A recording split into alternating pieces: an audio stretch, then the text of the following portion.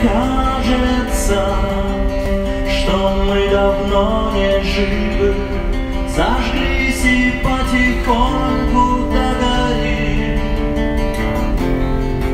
Когда нас много, начинается пожар, и города